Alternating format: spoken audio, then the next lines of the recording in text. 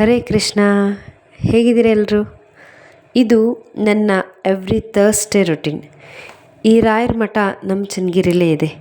ಇವರು ನನ್ನ ಜೀವನದಲ್ಲಿ ಬಂದ ಮೇಲೆ ನನ್ನ ಜೀವನದ ಯೋಚನೆನೇ ಬಿಟ್ಟಿದ್ದೀನಿ.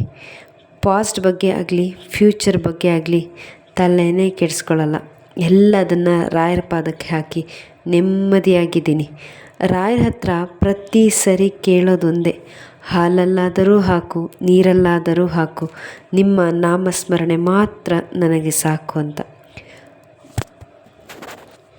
ದೇವ್ರ ಹತ್ರ ಹೋದಾಗ ಬರೀ ಕಷ್ಟಗಳನ್ನೇ ಹೇಳ್ತಾ, ಅದು ಕೊಡಿ ಇದು ಕೊಡಿ, ನನ್ನ ಹತ್ರ ಅದಿಲ್ಲ ಇದಿಲ್ಲ ಅಂತ ಗೋಳಾಡ್ತಾನೆ ಇರ್ತೀವಿ. ಆದರೆ ಏನಾದರೂ ಕೇಳಬೇಕು ಅಂತ ಹೋದರೆ ನಾವು ಮೊದಲು ದೇವರನ್ನೇ ಕೇಳಬೇಕಂತೆ. ಜೀವನದಲ್ಲಿ ಅಂದ್ಕೊಂಡಿದ್ದು ಮಾಡಬೇಕು, ಅದು ಆಗಬೇಕು ಅಂತ ಇದ್ದರೆ ಮೊದಲ ಹೆಜ್ಜೆ ನಾವಿಡಬೇಕು. ಇನ್ನು ಮುಂದಿನ ಎಲ್ಲ ಹೆಜ್ಜೆಗಳನ್ನು ಅವರು ನಮ್ಮ ಕೈ ಹಿಡಿದು ನಡೆಸ್ತಾರೆ.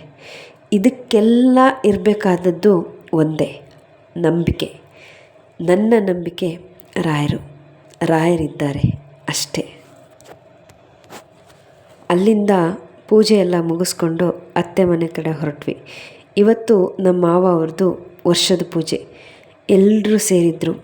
ಎಲ್ರಿಗೂ ಇದೊಂದು ಡೌಟ್ ಇರುತ್ತೆ, ತೀರಿ ಹೋದವ್ರಿಗೆ ಯಾಕೆ ಪೂಜೆ ಮಾಡಬೇಕು, ಅವರಿಗೋಸ್ಕರ ಯಾಕೆ ಅಡುಗೆ ಮಾಡಬೇಕು, ಅದು ಅವ್ರ ಇಷ್ಟದ ಎಲ್ಲ ಅಡುಗೆ ತಿನಿಸುಗಳು ಎಲ್ಲ ಮಾಡಬೇಕು, ಅವರೇನು ಬಂದು ತಿಂದು ಹೋಗ್ತಾರಾ? ಮರಣೋತ್ತರ ಕಾರ್ಯಕ್ರಮದ ಬಗ್ಗೆ ಗರುಡ ಪುರಾಣದಲ್ಲಿ ಉಲ್ಲೇಖ ಇದೆ. ನನಗೆ ಗೊತ್ತಿರೋ ಸ್ವಲ್ಪ ವಿಷಯ ಹೇಳ್ತೀನಿ. ಆತ್ಮದ ನಿಜವಾದ ಜೀವನ ಇರೋದೇ ದೇಹ ಬಿಟ್ಟ ಮೇಲೆ. ಎಲ್ಲ ಪಾಪ ಪುಣ್ಯಗಳ ಲೆಕ್ಕಾಚಾರಗಳ ಮೂಲಕವೇ ಅವರ ಸಾವಿನಾಚೆಯ ಪಯಣ ನಿರ್ಧಾರ ಆಗಿರುತ್ತೆ. ದೇಹದಲ್ಲಿ ಇದ್ದಾಗ ಮಾತ್ರ ಆ ಆತ್ಮಕ್ಕೆ ದ್ವೇಷ, ಅಸೂಯೆ, ಶತ್ರುತ್ವ, ಪ್ರೀತಿ, ಮಮಕಾರ ಇವೆಲ್ಲ ಭಾವನೆಗಳಿರೋದು. ಸತ್ತ ಮೇಲೆ ಅವರಿಗಿರೋದು ಪಶ್ಚಾತ್ತಾಪ ಮಾತ್ರ. ತಾನು ಮಾಡಿದ ಪಾಪ ಪುಣ್ಯಗಳ ಸ್ಮರಣೆ ಮಾತ್ರ.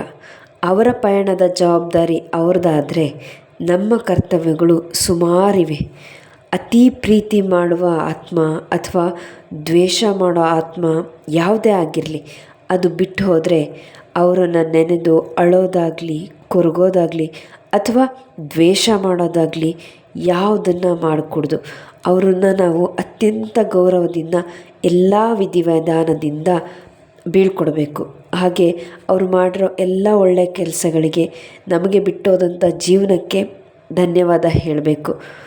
ಹಾಗೆ ನಾವು ಕೊರಗಿದಷ್ಟು ಅವರ ದಾರಿ ಅತ್ಯಂತ ಕಠಿಣವಾಗ್ತಾ ಹೋಗುತ್ತೆ.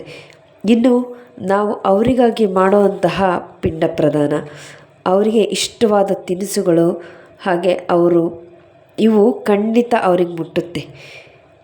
ಅವರು ಹೋಗೋ ದಾರಿಗೆ ನಾವೆಲ್ಲ ಮಾಡೋ ಕಾರ್ಯಗಳು ಶಕ್ತಿ ಕೊಡುತ್ತೆ.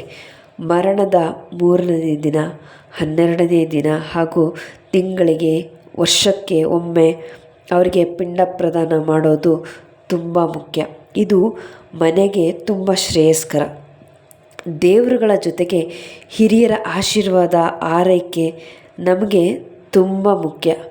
ಹೋದವರನ್ನು ನೆನೆದು ಅಳದೆ ನೊಂದುಕೊಳ್ಳದೆ ಅವರು ನಮಗೆ ಕೊಟ್ಟಂತಹ ಜೀವನಕ್ಕೆ ಧನ್ಯವಾದ ಹೇಳಿ ಅವರ ಮುಂದಿನ ಜನನಕ್ಕೆ ಹಾದಿಗೆ ನಾವು ಸಹಾಯಕವಾಗಬೇಕು.